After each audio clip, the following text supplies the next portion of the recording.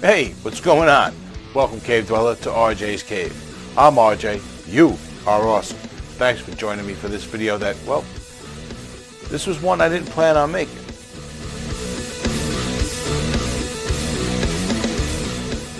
This video was supposed to be all about how I found the cheapest short scale bass guitar on the internet.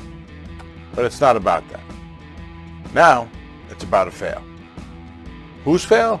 Well, it's not my fail, even though I get to pay for all the wasted time and effort that I put into the video. And it's not your fail, even though you get to miss out on a video that now doesn't even get made. This fail belongs to Musician's Friend. So, thanks, Musician's Friend. Let me explain. You see, the IYV video, the review and the demo and all that had done so well, I decided to try to duplicate that by looking for the cheapest bass guitar I could find on the internet. And, well, I ended up here. Take a look. And a standard short scale bass in the Mitchell brand is on sale for $110. So this is what it looks like. It's got a decent shape to it. It's got a decent carve in the back. We're going to check it out. I've already got one in my cart. I actually did pull the trigger and buy that, and it came several days later. Out of the box, it actually looked pretty good, but don't take my word for it. See for yourself. Check it out. This is the Mitchell MB100CS short scale bass guitar in charcoal satin finish. Right out of the box, it seems pretty cool, man. And I'm going to take a nice look at it, and why don't you join me?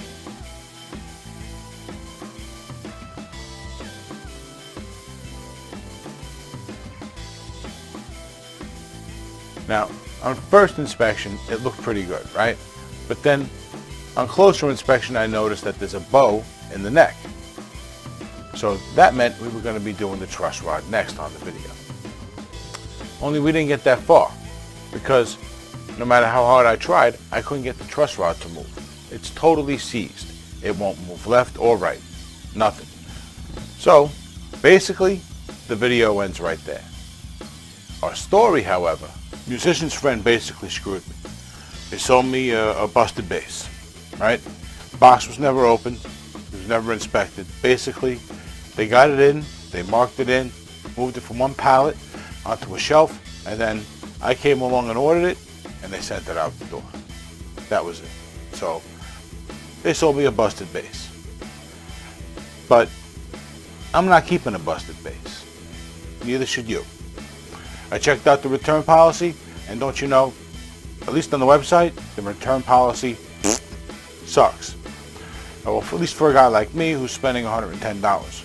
You see, what happened was, it basically says that they're going to charge you a shipping fee for taking it back, right? And they're going to take it out of your refund, basically. Now, if you're spending $3,000 on gear and you send something back, you know, not a big deal. You know, it's 40, 50 bucks, whatever it is. But when the instrument you're buying is $110 and the shipping fee is going to be what, 40 bucks, 50 bucks? That's a big part of the of the price. So, nah, that's not happening. Let me ask you something. Are you enjoying yourself? Then how about smashing that like button, all right? Because when you do that, you send a message to the algorithm, and it tries to share this video with more people. And we like that, all right? And while you're doing that, how about you subscribe and ring the notification bell? Because when you do that, then you'll know whenever we post a new video, and we'll get to see you more often. We both win, right? Now, as for Musician's Friend, yeah, there's no way that I'm going to be walking away with only part of the money that I paid for this broken instrument. I'm not going to help them cover their losses on a bad piece of gear. No, they should have checked and dealt with it appropriately, but they didn't. It was time to get on the phone. And surprise, surprise, really quickly, I had a guy. Who knew? Who knew that I had a guy? And not just a guy for Musician's Friend, but for Guitarcenter too, because they're both the same company. He sells products for both these guys. Oh, so I'm like, great, I got a guy that can really kind of like work the inventory. Well, maybe not. More on that later. But so I told my guy, Kevin, I don't know if he looks like that. Think more like busy bee office worker. Well, yes, it kind of fits that mold, but maybe we take both of these Kevins and put them together.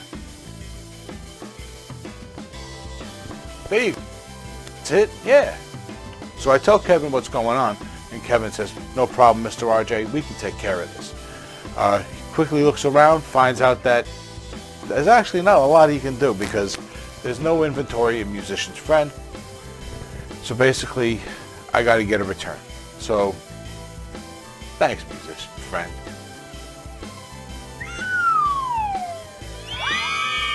So we start the refund setup. He's setting up for a UPS guy to come here and pick up everything, so I don't even have to leave my house. Thanks, Kevin. As he's setting all this up, I decide to take a look around over at Guitarcenter, and I find out that they have the same bass in the same color, only that color, on sale for a couple dollars more than what I actually paid. So I hit him up. I said, hey, Kevin, what's up with this? Can we do this? And maybe I get this one instead. Maybe we don't have to do a straight up refund. No, that's nice to know, but unfortunately we can't.